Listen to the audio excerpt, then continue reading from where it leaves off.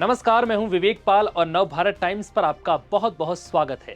जब जब आतंकी ओसामा बिन लादेन का नाम लिया जाता है तब तब पाकिस्तान को जबरदस्त मिर्ची लगती है।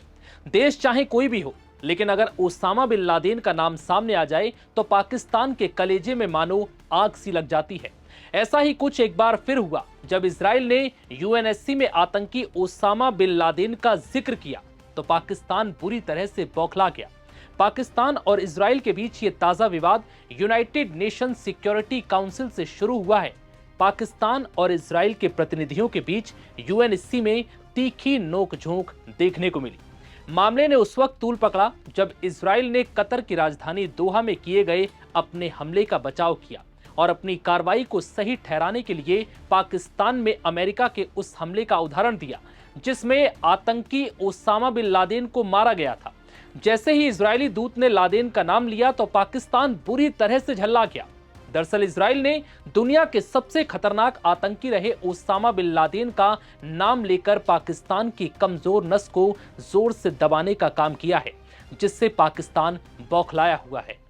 अब पाकिस्तान ने इजराइल पर भड़ास निकालते हुए कहा कि पाकिस्तान किसी भी बाहरी खतरे के खिलाफ अपनी सुरक्षा करने में पूरी तरह से सक्षम है। इसके अलावा पाकिस्तान ने मिडिल ईस्ट में शांति को लेकर इजराइल की प्रतिबद्धता पर सवाल भी उठाए। साथ ही इजराइल को परमाणु बम की धमकी भी दे डाली। दरअसल पाकिस्तान इजराइल को मान्यता नहीं देता। पाकिस्तान और इजराइल के बीच कभी भी अच्छे संबंध नहीं रहे। पाकिस्तान फिलिस्तीन राज्य की वकालत करता रहा है। इतना ही नहीं, पाकिस्तान ने दोहा में हमला करने के लिए इजराइल की निंदा भी की। वहीं अब पाकिस्तान ने ओसामा बिन लादेन पर इजराइल के बयान को भ्रामक और गलत बताया है। पाकिस्तान के यूएनएससी में स्थायी प्रतिनिधि असीम इख्तियार अहमद ने जवाब देते हुए कहा कि इजराइल खुद एक कब्जा करने वाला, आक्रामक और अंतर्राष्ट्रीय कानून का उल्लंघन करने वाला देश है। उसका आतंकवाद विरोधी रुख और बलिदान पूरी दुनिया के सामने दर्ज है और अलकायदा का खात्मा पाकिस्तान की कोशिशों से ही संभव हुआ। बता दें कि दोनों देशों के बीच ये बहसबाजी यूएनएससी में मध्य पूर्व की स्थित दक्षिण कोरिया की अध्यक्षता में पाकिस्तान, अल्जीरिया और सोमालिया द्वारा आयोजित बहस के दौरान हुआ। इसके अलावा पाकिस्तान ने यह भी सवाल उठाया कि क्या हमास के द्वारा बंधक बनाए गए लोगों की रिहाई इजराइल के लिए प्राथमिकता है। ये स्पष्ट है कि कब्जा करने वाली शक्ति इजराइल शांति की हर संभावना को कमजोर करने और नष्ट करने के लिए हर संभव प्रयास करने पर तुला हुआ है। जिसके बाद पाकिस्तान के इस दावे पर इजराइल के राजदूत ने भी तगड़ा जवाब दिया। इजरायली राजदूत डैनी डेनन ने इस दौरान साफ शब्दों में कहा कि आतंकवादियों के लिए कोई पनाहगाह नहीं है, ना गाजा में, ना तेहरान में और ना ही दोहा में। आतंकवादियों को कोई छूट नहीं है।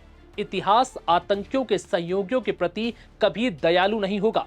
या तो कतर हमास की निंदा करे, हमास को निष्कासित करे और हमास को न्याय के कटघरे में लाए, नहीं तो फिर इजराइल ऐसा करने में सक्षम है। जिसके बाद इस्लामाबाद में पाकिस्तान विदेश मंत्रालय ने कहा कि पाकिस्तान किसी भी बाहरी खतरे से अपनी रक्षा करने में सक्षम है। इससे साफ पता चलता है कि पाकिस्तान इजरायली हमले की आशंका से डरा हुआ है। पाकिस्तान विदेश कार्यालय के प्रवक्ता शफकत अली खान से जब पूछा गया कि क्या पाकिस्तान इस बात से चिंतित है कि इजराइल किस तरह से कतर पर हमले जैसे अपने सैन्य अभियानों का विस्तार कर रहा है, तो उन्होंने जवाब दिया कि मध्य पूर्व में अभी क्या हो रहा है। जिसके बाद शफकत अली खान ने कहा कि मैं बिल्कुल स्पष्ट कर दूं कि पाकिस्तान किसी भी बाहरी खतरे से अपनी रक्षा करने में पूरी तरह से सक्षम है। इतना ही नहीं, उन्होंने इजराइल को परमाणु बम की धमकी भी दे डाली।